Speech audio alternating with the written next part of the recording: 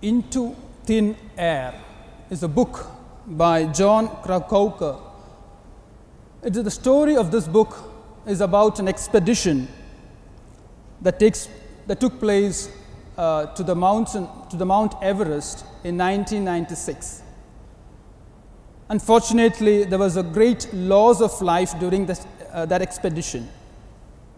And among those incidents, there was one incident which actually stood out, which was very unfortunate enough. It was a man involving the name of Andy Harris. He was one of the leaders of the expedition, and he was at the peak of the Mount Everest. And he literally overstayed his stay over there in the peak, so he was a little bit late to come down. But he was almost half the way down that he realized that the oxygen that he had was almost over, and he needed immediate oxygen to come down till the end. And halfway through, he called to the base camp and radioed them and said that this is what I need a lot of oxygen, but I don't have any. But in front of me, I do see a few oxygen canisters before me, but I think they are empty. But the truth was, those canisters were full of oxygen. But since there was lack of oxygen in his brain, he was disoriented so much that he couldn't see that these canisters or these cylinders were full of oxygen. And he spent the whole rest of the time talking to these people down in the base camp, arguing to them that these cylinders were empty. And because of that, he lost time. And in this process, he died. Actually, what he lacked was there in front of him, but because he was not able to see what he lacked, it led to this disaster. Sometimes when I evaluate the modern era, why this era lacks this confidence or this very fact of why they don't see God before them. It's not because they don't want God, or we don't want God. Rather, just the opposite. We are lacking so much, we need God so much, we become so disoriented that we think that God is nowhere.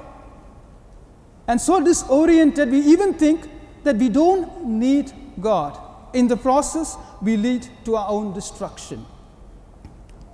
Actually, this is something similar happens in the gospel today, where the Jews are there in front of Jesus. They wanted to hear Jesus and everything, and Jesus is offering to them, I am the bread of life, I am what you are searching. But they are not able to realize this is what they were searching to. But instead of realizing and recognizing him, they were murmuring. But is he not that man, or is he not this one? He was saying everything else, but the most important thing, that he is the God, he is the bread of life through whom I can experience God. In the Old Testament too, we see that very clearly. The Lord was always there to lead the people, to feed them, to give them, strengthen them, and to lead them to this experience they wanted. In the first reading today, even the first reading the Sunday before, where both these occasions, there was a hunger in the people. First, the Israelites, they were hungry. God gave them manna, the food, which strengthened them. And right now here, Elijah, he was hungry, and he fed him. Why? He fed him so that they can be strengthened to go on to their journey.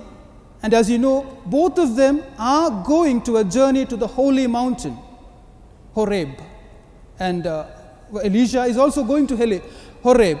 This food is actually strengthening them, both of them, to reach this Horeb and to have this experience of God. But there is something very, very interesting that is happening in Jesus. This food and this experience, which were two, is now becoming one. One reality.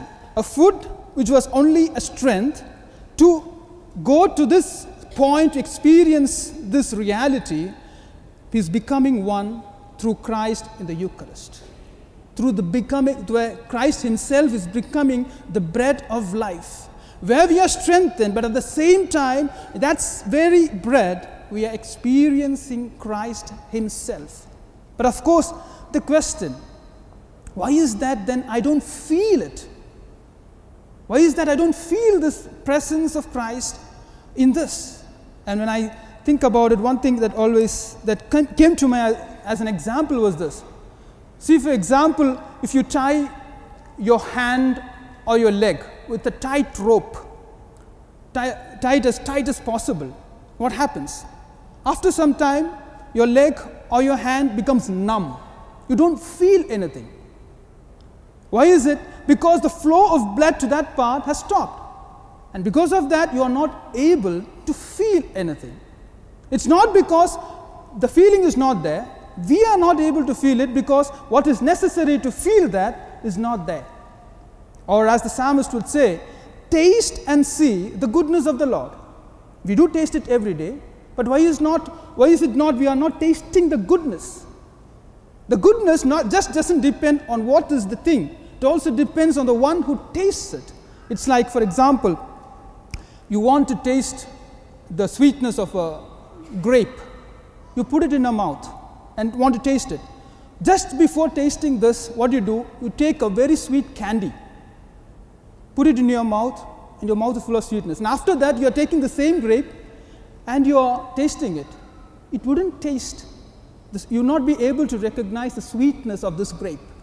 Why? Because before that, we have engulfed our mouth which is overshadowing the sweetness of this grape.